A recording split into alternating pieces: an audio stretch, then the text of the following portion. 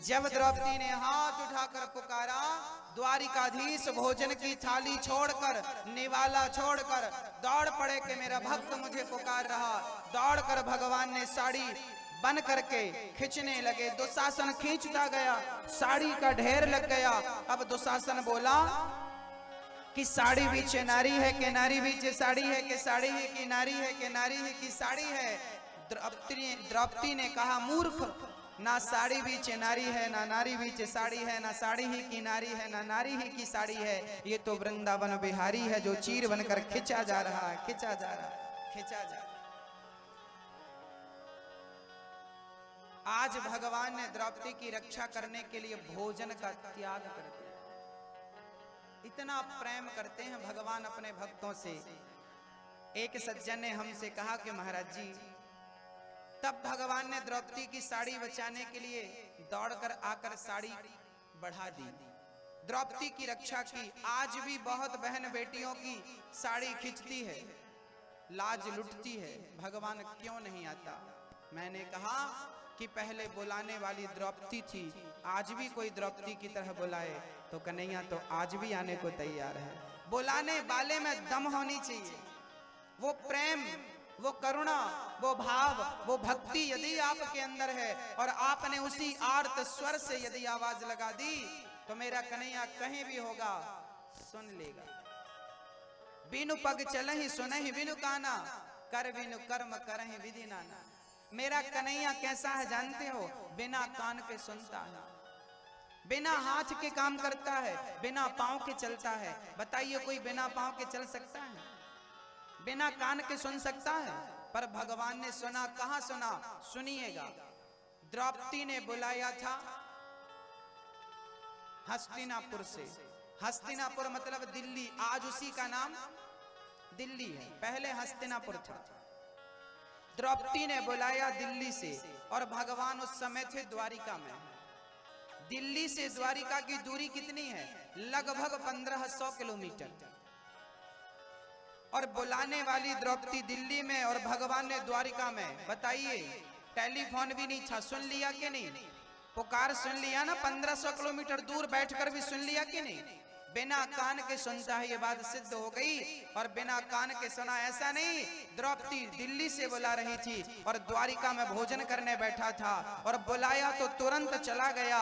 पांव वाला चलकर जाता तो क्या जल्दी पहुंच पाता?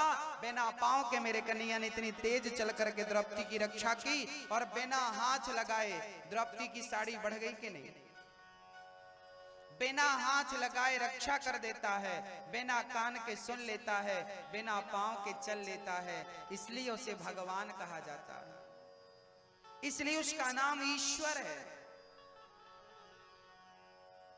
परमात्मा कहते हैं। आप भी जिस दिन सच्चे भाव सच्चे प्रेम से बुलाएंगे ना मेरी माँ, आपके पुकारने पर भी कन्हैया आएंगे। कुंती बुआ ने कहा, कन्हैया हमें सुख मत दो, हमें दुख दे दो। कम से कम इस दुख में आपकी याद तो आती है। हमें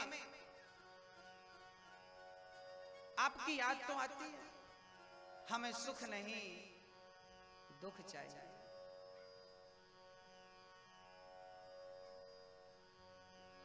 कुंती बुआ ने भगवान से दुख की याचना करी।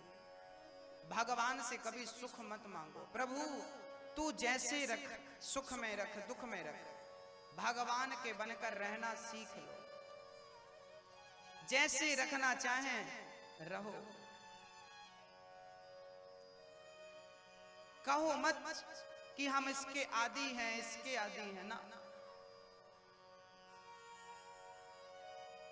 सुख भी हमें प्यारे हैं, दुख भी हमें प्यारे हैं, छोड़ूं मैं किसे भगवन, दोनों ही तुम्हारे हैं। मीठा गन्ना, गन्ने के अंदर मीठा रस कौन भरता है? बताओ, कोई तो है भरने वाला, उसी को भगवान कहते हैं। और नीम के भीतर कड़वाहट किसने भरी? नीम को कड़वा करता है, गन्ने को मीठा करता है, मीठा गन्ना भी उसी का है, कड़वी नीम भी उसी का है। किसे पकड़ें किसे छोड़ें, सुख भी उसी का है, दुख भी उसी का है।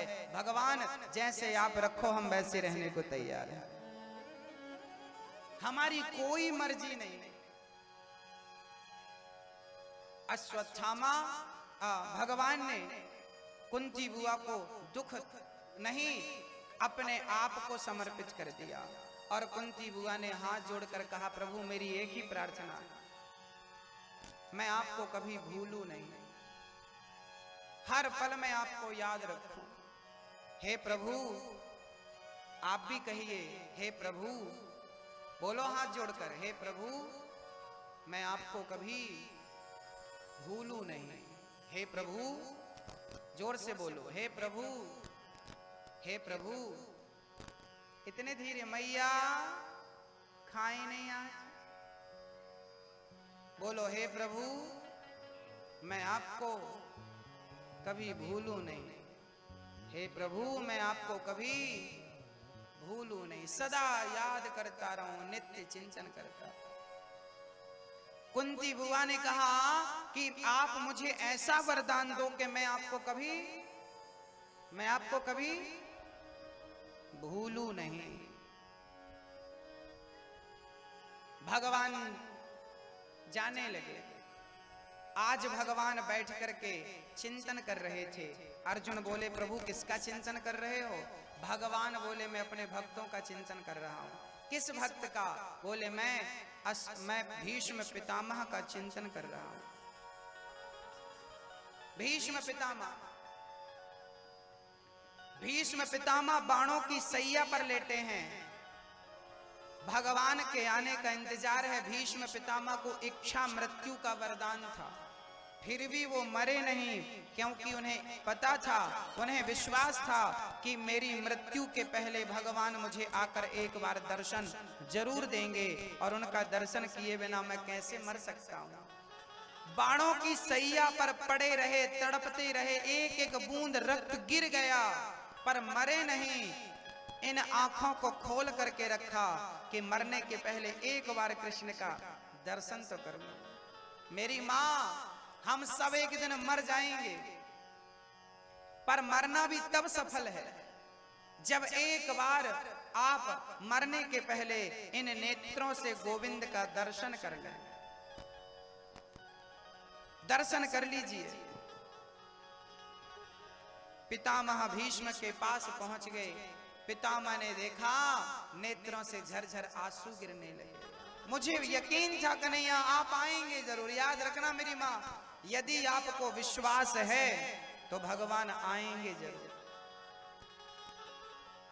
केवल विश्वास की जरूरत है। मंत्र जाप मम दृढ़ विश्वासा, पंचम भजन सुवेद प्रकाशा।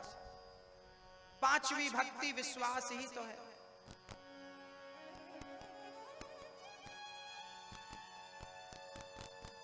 पितामह भीष्म ने प्रणाम किया और भगवान का दर्शन करते करते पांडवों को ज्ञान देकर प्राण त्यागते हैं।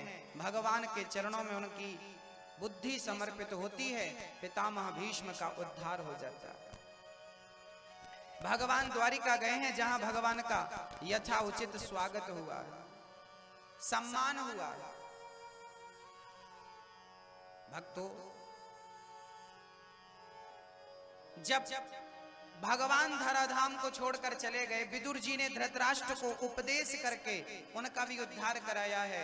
जब भगवान धराधाम को छोड़कर चले गए, तब कुंती बुआ भगवान के वियोग में चल बसी और पांचों पांडव स्वर्गारोहण के लिए निकल पड़े। कलयुग आ गया। भगवान श्री कृष्ण द्वापर में चले गए और जिस दिन भगवान गए उसी दिन से कलयुग चालू हो गया। कलयुग की उम्र है 4,32,000 वर्ष, जिसमें से अभी कलयुग के 5,500 वर्ष बीते हैं।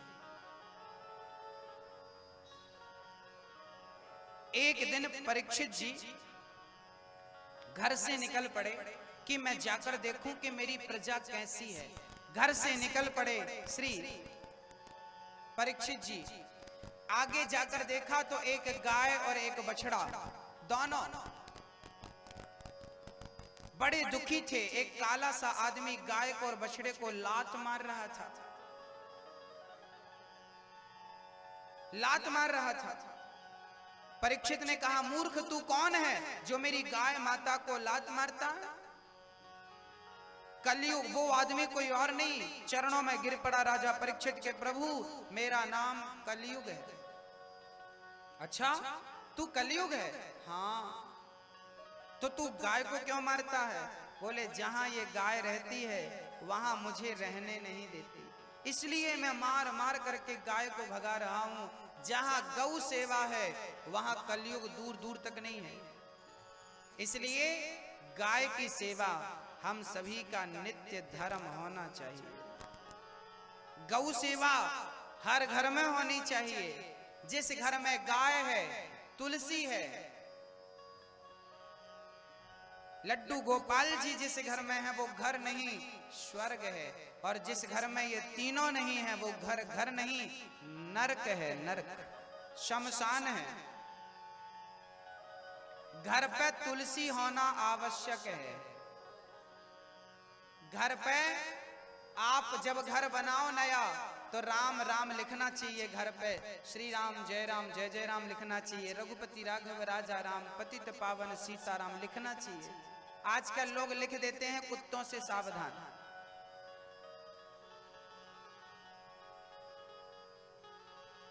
कुत्तों से सावधान। ज्यादा पढ़ा लिखा आदमी ना ऐसे ही होता है, हैंग होने लगता है। ज्यादा पैसा आया तो वो गाय को घर से निकालकर कुत्ते पाल लेता है। आपने देखा होगा, जितने ज्यादा पैसे वाले हैं इनके घर में गाय नहीं मिलेंगी, कुत्ते जरूर मिलेंगे। ये गाय की सेवा नहीं करते, कुत्ते की सेवा करते हैं। गाय की सेवा करोगे तो गाय के आशीर्वाद से गाय तुम्हें देवता बनाएगी, और कुत्ता कौन सा आशीर्वाद देगा? कुत्ता अगले जन्म में तुम्हें कुत्ता बना के बुला लेगा।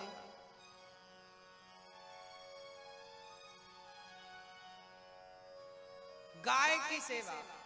आजकल हमने सुना लोग 10-10 हजार रुपया का कुत्ता लाते हैं, 20-20 हजार रुपए, 50-50 हजार रुपए। हमने कहा सारा कलयुग इन्हीं के पास है। कुत्ता पालने में शर्म नहीं आती, और वो कुत्ता भी कमाल का गाड़ियों में घूमता, ऐसा लगता है इनका बाप है। बाप की सेवा नहीं की होगी ऐसी जैसे कुत्ते को नहलाते हैं। बाप को रोटी नहीं खिलाया, कुत्ते को बिस्किट खिलाते हैं। ये कलयुग नहीं तो क्या है?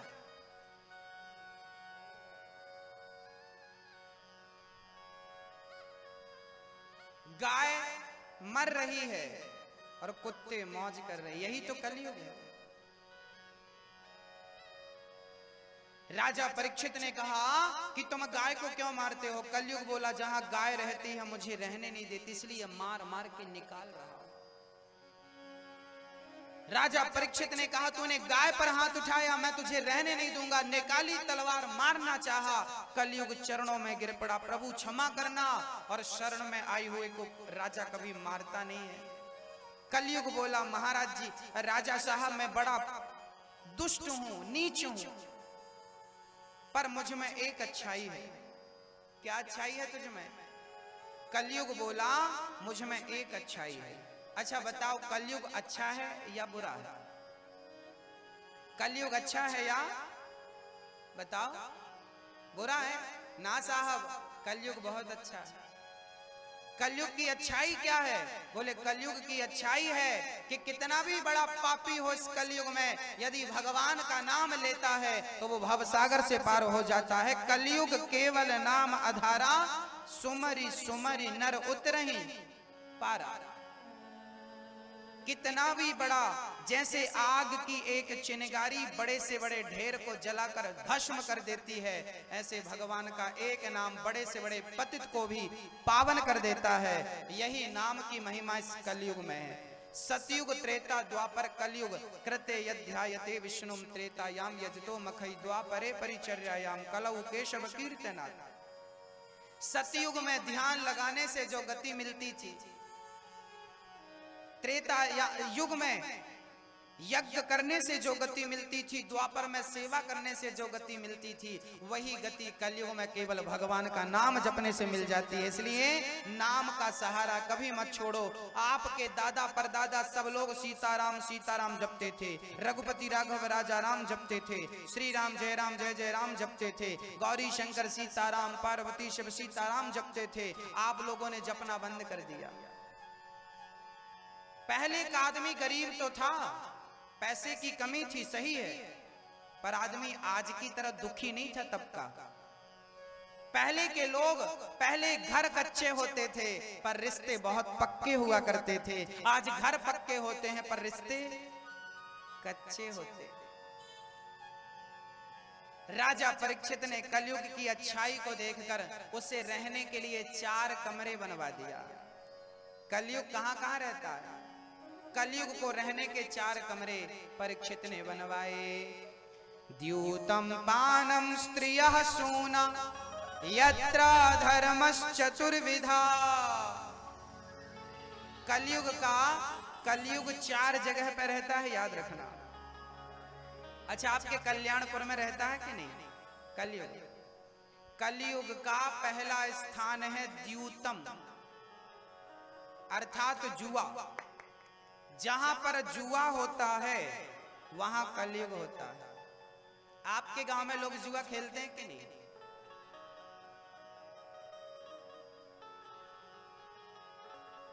अच्छा, सबसे ज्यादा जुआ कौन खेलता है? सबसे ज्यादा जुआ खेलते हैं बूढ़े लोग, गांव के बूढ़े, एक्सपायरी डेट वाले जुआ। एक दादाजी जुआ खेल रहे थे। हमने कहा दादाजी क्या कर रहे हो? बोले गुरुजी हम तो टाइम पास कर रहे हैं।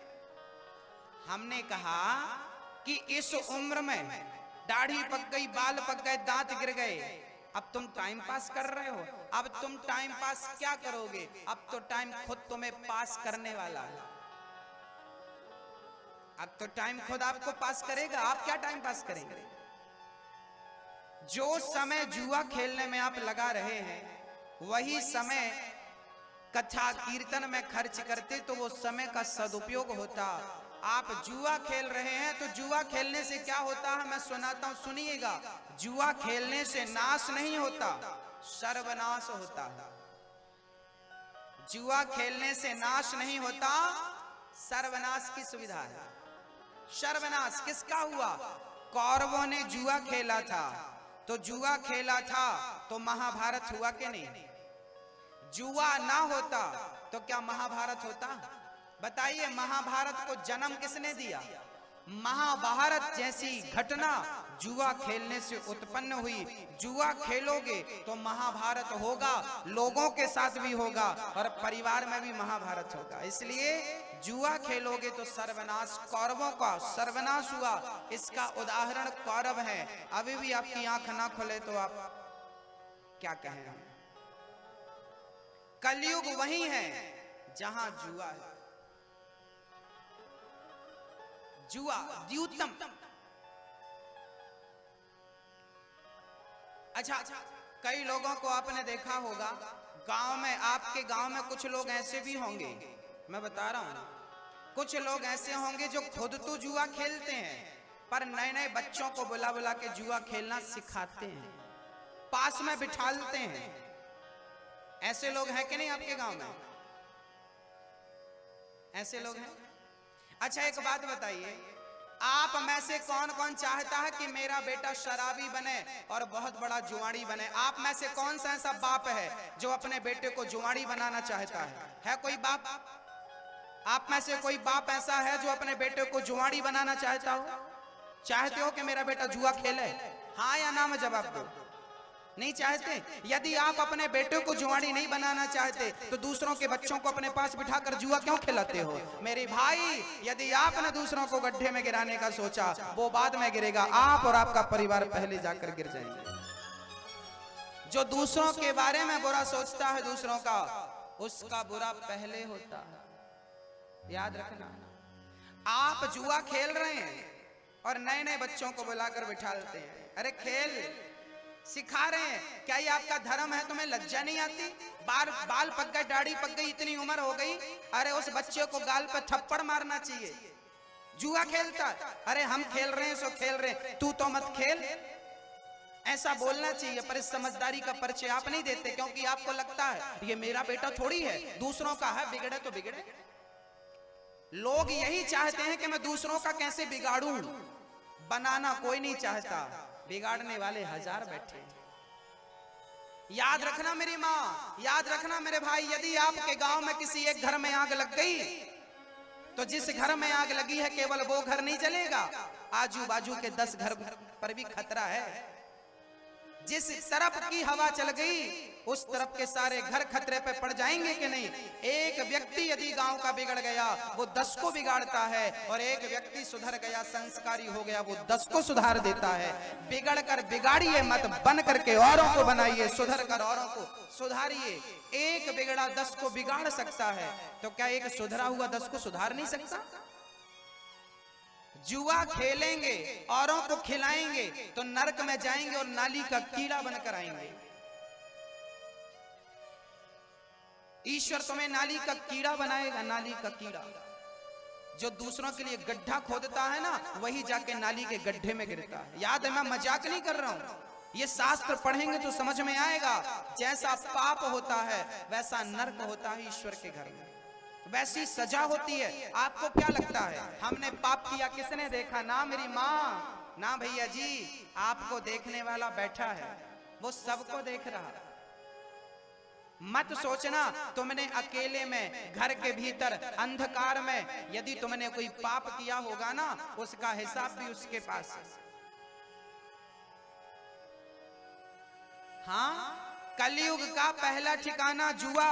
जुआ खेल करके अपने बच्चों को, अपने भारत को मत बिगाड़ो, बल्कि वही समय कथा कीर्तन सत्संग करो। पहले के जमाने में गांव, सावन का महीना चल रहा है, पहले के जमाने में आषाढ़, सावन और भादों, ये तीनों महीनों में रेगुलर रामचरितमानस हुआ करती थी। गांव में पहले कीर्तन हुआ करता था। आपके गांव में हुआ कि नहीं जब आप छोटे थे? पहले ना सावन भादों में 2-2 महीना, 3-3 महीना रेगुलर कीर्तन चलता था, रेगुलर रामचरितमानस चलती थी। आजकल पढ़ने वाले नहीं बच्चे। क्यों? ये आपके संस्कारों का अभाव है। याद रखना, पैसा कमाने में तुम अपने संस्कार भूल गए। वो दिन दूर नहीं जब आपके बेटे संस्कारहीन होकर आपको लात मारकर घर से निकाल देंगे। कलयुग का पहला ठिकाना क्या है? जुआ। तो जो व्यक्ति जुआ खेलता नजर आए आपके गांव में, कह देना कि अपने पैर में कुल्हाड़ी मत मार, अब तेरा नाश नहीं सर्वनाश होने का है। विनाश काले विपरीत बुद्धि, विनाश काले विपरीत बुद्धि। जब तुम्हारा मलेरिया बिगड़ता है ना तो रोटी कड़वी लगने लगती है। जब बुखार होती है तो रोटी कैसी लगती है? कड़वी लगती है ना। दाल कड़वी लगती है, चावल कड़वा लगता है।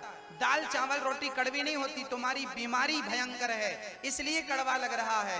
जब तुम्हें माँ बाप की बात बुरी लगने लगे, गुरुजनों की बात बुरी लगने लगे, समझ लेना कि तुम पर भयंकर बीमारी आ गई है और अब तुम्हारा सर्वनाश होने वाला है। जब तुम्हें माँ बाप की बात समझ में ना आए, गुरु की बात समझ में ना आए, समझ लेना कि अब तुम्हारे सर्वनाश का समय निश्चित हो गया।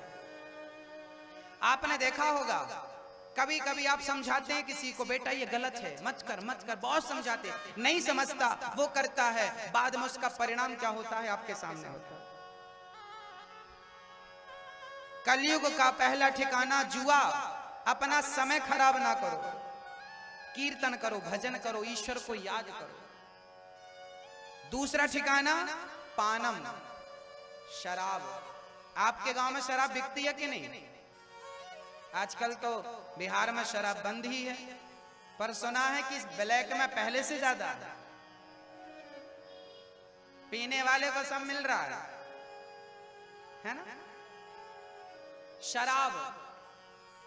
अच्छा, आपको क्या लगता है हमारे पूरे भारत में केवल बिहार ही एक ऐसा राज्य है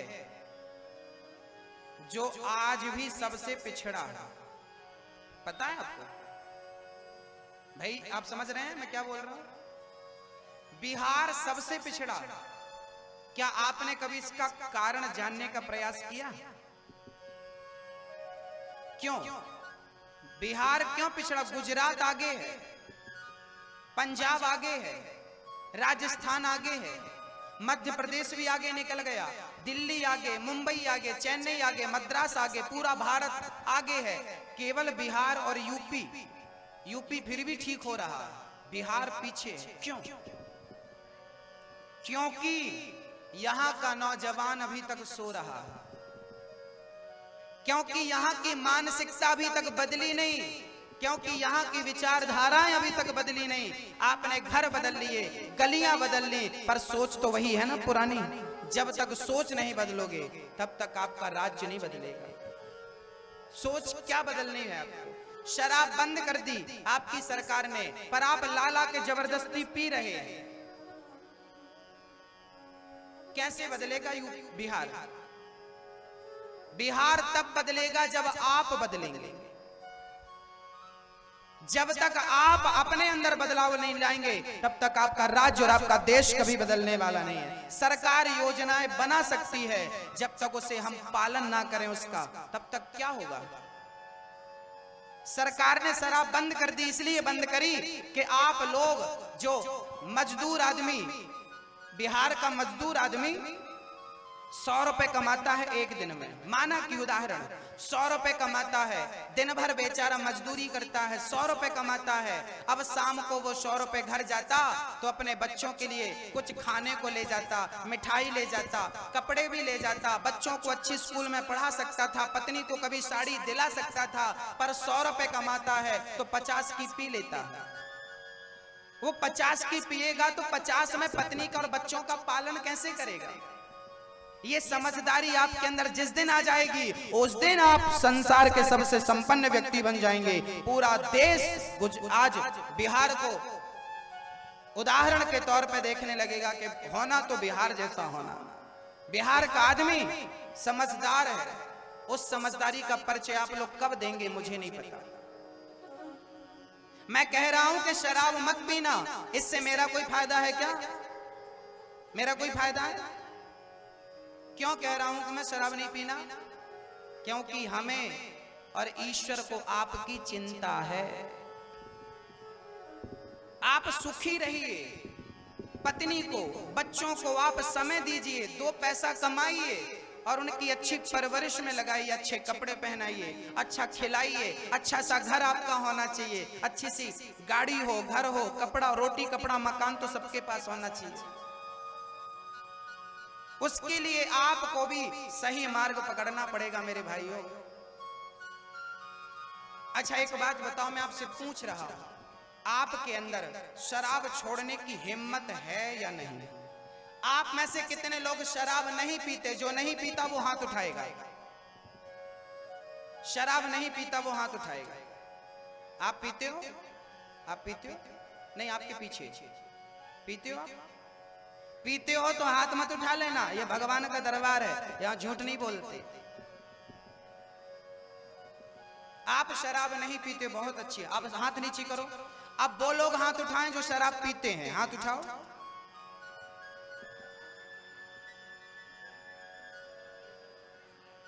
केवल एक व्यक्ति ने ईमानदारी से हाथ उठाया कि हाँ मैं शराब पीता हूं। पीछे भी 2 लोगों ने हाथ उठाए, अब 3 ने हाथ उठाया। चलिए हाथ नीचे रखिए। मैं आपसे एक छोटा सा प्रश्न करना चाहता हूं आपसे, भाई साहब आपसे, आप पीते हो ना? आपसे इस तरफ देखो, मेरी तरफ, बताओ आपके अंदर शराब छोड़ने की हिम्मत है या नहीं? आप छोड़ सकते हैं या नहीं? हम लोग चांद तक पहुंच गए। हम लोग कहां तक पहुंच गए? चांद तक पहुंच गए। अभी इसरो ने चांद के लिए एक यान छोड़ा है, चांद की खोज करने के लिए। आहा, देखिए कितना तरक्की कर गया हमारा भारत। भारत इतना तरक्की कर गया, चांद तक पहुंच गया, मंगल तक पहुंच गया, और आप अभी शराब भी नहीं छोड़ पाए।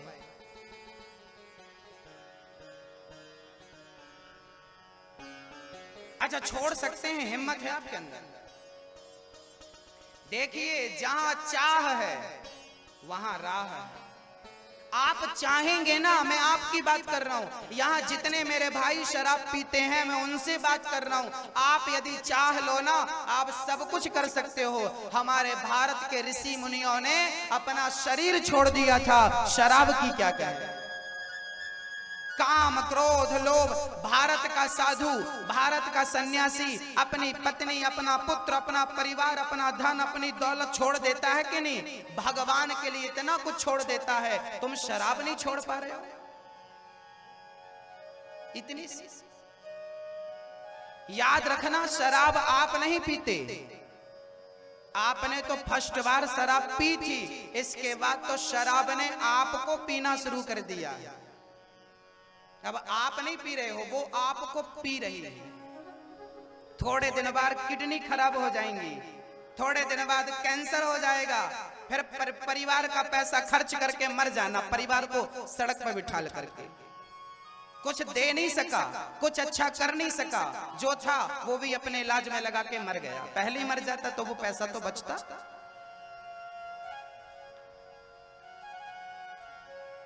हाँ,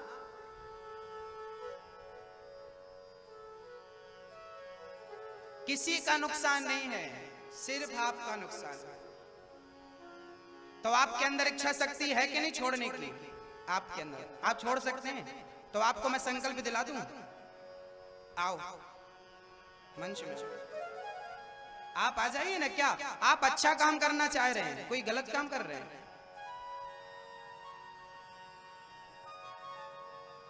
संकल्प दिला दे। कलयुग का दूसरा ठिकाना शराब है, द्यूतम पानम स्त्रिया। कलयुग का तीसरा ठिकाना स्त्रिया, चरित्रहीनता। जहां चरित्रहीन लोग होते हैं वहां भी कलयुग होता है, वहां भी कलयुग। इसलिए चरित्रवान बनिए। आज हमारा भारत चरित्र से भी गिरता जा रहा है। चरित्रवान बनिए। और सूना अर्थात मांस। आप लोग मांस तो नहीं खाते? अंडा, मुर्गी, मछली कौन कौन खाता है? हाथ उठाओ। मांस कौन कौन खाता है? आप खाते हैं? वाह, बहुत तरक्की में। अच्छा, दाल चावल महंगी पड़ती है कि मांस महंगा पड़ता है? मांस महंगा पड़ता है।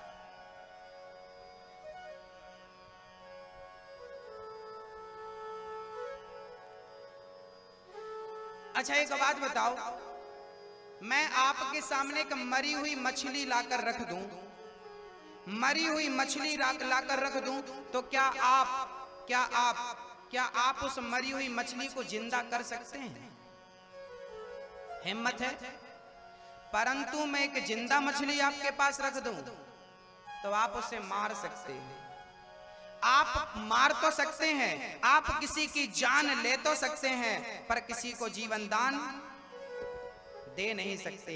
यदि आप किसी की जान बचा नहीं सकते, आप किसी मरे के अंदर जान डाल नहीं सकते, तो किसी जिंदा को मारने का अधिकार किसने दिया? ये तो बताओ, किसने दिया ये अधिकार? क्या आपके पास दाल चावल सब्जी रोटी नहीं है? यदि है तो मांस क्यों खाते हो? क्यों किसी मूक जानवर की, जीव की हत्या करते हो? क्या फायदा है आपका? हमारा भारत वो भारत है, अहिंसा ही परमो धर्मा। यहाँ तो चींटी को मारना पाप है, और आप इतना कुछ मार मार के खाते हैं। क्यों? आप अपनी जिह्वा के लिए ना, स्वाद आता है आपको, अच्छा लगता है आपको, मांस ही खाना है, तो कभी एक बार अपना अंगूठा काट करके उसे भूंज करके तल करके खाइए जरा, इसका कैसा स्वाद आता है। मैं आपसे निवेदन करना चाहता हूं, क्यों किसी की हत्या करते हो आप अपने स्वाद के लिए? क्यों किसी जीव को मार डालते हो अपने स्वाद के लिए? अंडा खाना, मुर्गी खाना, मछली खाना, क्या ये उचित है? आप जैसे समझदार लोगों को क्या ये शोभा देता है? क्या मांस खा करके अपना धर्म भ्रष्ट करना चाहिए? मांस खाने वाले से हम क्या उम्मीद रखेंगे? आपसे हम कहेंगे कि तुम दया रखा करो, दया दया होनी चाहिए कि नहीं? हाँ या ना? यदि दया होनी चाहिए तो आप जिस मछली को मार कर खा जाते हो, वो मछली जल से निकलती है ना, बड़ा तड़पती है और आपके सामने हाथ जोड़कर कहती है मैंने तेरा क्या बिगाड़ा है, मुझे जल से क्यों निकाल दिया, मैं मर जाऊंगी। आपको उस मछली पर दया नहीं आती? उस मुर्गी के पंख नोच नोच कर फाड़ दिए जाते हैं, क्या आप उस तड़पती मुर्गी पर दया नहीं आती? कितने निर्दयी हो गए हैं आप। भगवान ना करे कि कभी आपको भी मुर्गी की तरफ फाड़ दिया जाए और मछली की तरह काट दिया जाए तो क्या होगा? और याद रखना ये होगा, ये होगा। ईश्वर के घर देर है, अंधेर नहीं है। यदि आपने किसी की हत्या की है तो आपके साथ भी वैसा होगा जैसा आपने उसके साथ किया। देर कितनी लगती है मुझे नहीं पता। सारी दुनिया मांसाहारी है तो आप भी हो जाओ, सारे कुएं में गिर रहे तुम भी गिर जाओ। सारे लोग जिस मार्ग में जा रहे हैं आप तो मत चलो, वो कुआं में गिरेगा आप भी। वो अब गुरुजी हमारे गांव के तो वो भी मांस खाते हैं, हम भी खा रहे हैं, तो वो खाएगा तो तुम भी खाओगे ना? दाल खाइए, चावल। 56 प्रकार का भोग केवल भारत में है, अमेरिका में, लंदन में, जापान, पेरिस में नहीं है, केवल भारत में। 56 प्रकार का व्यंजन कहाँ बनता है? मई आप लोग मांस खाती हो कि नहीं? कौन कौन खाता? हाथ उठाओ। आप मांस खाती हो? नहीं खाती। कौन कौन खाता? जो खाता है वो हाथ उठाए, उठाओ हाथ। आज जरा भगवान को अपनी शक्ल दिखा दो। मांस खाती हो? नहीं। ये माताएं कम है, पुरुष ज्यादा है।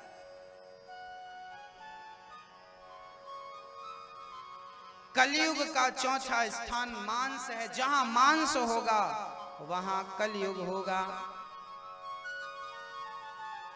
राजा परीक्षित ने 5वां स्थान सोना दिया। राजा परीक्षित के स्थान देते ही कलयुग सिर पर बैठ गया। राजा परीक्षित की बुद्धि भ्रष्ट कर दिया और राजा परीक्षित को प्यास लगी तो समीक जी के आश्रम में चले गए और समीक जी के गले में मरा हुआ सर्प डाल दिया, पानी नहीं मिला। समीक के पुत्र श्रृंगी जी ने श्राप दे दिया, आज के 7वें दिन तुमको तक्षक नाग डसेगा और मृत्यु हो जाएगी। आपने अपमान किया, जाओ मैं श्राप देता हूं। राजा परीक्षित जैसे महाराजा को 7 दिन में मरने का श्राप लग गया, श्राप लग गया। राजा परीक्षित तुरंत घर से निकलकर मां गंगा के किनारे चले गए। भक्तों, थोड़ी सी चर्चा करके आज की वाणी को विराम दूंगा और मैं आपको निवेदन करूं कि कथा का समय थोड़ा बदला गया है, इसलिए आज हम लेट आए। हमको कहा गया था कि थोड़ा लेट चलिएगा, तो आपसे निवेदन है कि कथा का टाइम 3:30 बजे रखा गया। ठीक है कि 4 बजे? 4 बजे रखें, ठीक है। 4 बजे से कौन कौन सहमत है? जो सहमत है हाथ उठाएं। मैया आप लोग 4 बजे ठीक है? 4 से 7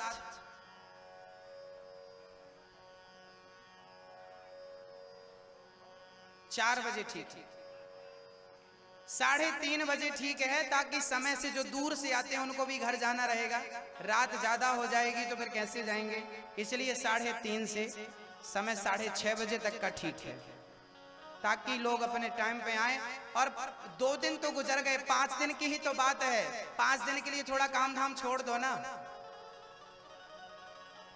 हाँ, 5 दिन के लिए थोड़ा छोड़ दो, शाम के 3 घंटे के लिए छोड़ दो काम, कम कर लो काम। और अपने अड़ोसियों पड़ोसियों को सबको कहिएगा कि कथा पे आए। कथा का टाइम 3:30 बजे से कथा 3:30 बजे से शुरू होकर 6:30 बजे तक पहुंचेगी कल। निवेदन है आप अड़ोसियों पड़ोसियों को, बंधु बांधवों को, सखी सहेलियों को कहिएगा और उनको कहिए घर पे बैठे खटिया मत तोड़ो। चलो कथा पे। बोलो राधे राधे। भक्तों, राजा परीक्षित को 7 दिन में मरने का श्राप लगा। जिस व्यक्ति को 7 दिन में मरना हो उसे क्या करना चाहिए? राजा परीक्षित गंगा के तट पर चले गए और सुखदेव जी आए तो सुखदेव जी से कहा, हे प्रभु, मुझे 7 दिन में मरना है, बताइए मैं क्या करूं? सुखदेव जी अब कह रहे हैं, अच्छा, पता चल जाए कि मृत्यु का समय नजदीक है तो घर से निकल जाना। मैया जी, भैया जी, पता चल जाए कि मृत्यु का समय नजदीक है। दादाजी आप भी सुन लीजिए, पता चल जाए कि मृत्यु का समय नजदीक है तो घर से निकल जाइएगा, मोह ममता छोड़ दीजिएगा, क्योंकि घर पे ही रहोगे ना तो ठीक से मर नहीं पाओगे। घर परिवार वाले ना मरने नहीं देते। आपको क्या लगता है? घर परिवार वाले ना मरने नहीं देते। मैया जी, हाँ, मरने नहीं देते लोग, शांति से जीने तो दिए नहीं, मरने भी नहीं देते। अच्छा, मरने के टाइम क्या होता है? एक सज्जन मरने की स्थिति में थे, जमीन पे पड़े थे, तभी रिश्तेदार आ गए और आकर के रोने लगे और इतनी भीड़ लगा ली और देखने के चक्कर में संतुलन बिगड़ गया। सारे लोग ऊपर गिर गए, मरने वाले आदमी के ऊपर गिर गए और गिरे तो निपट गए बूढ़े आदमी। इसलिए हम आपसे कह रहे हैं, जब आप मरना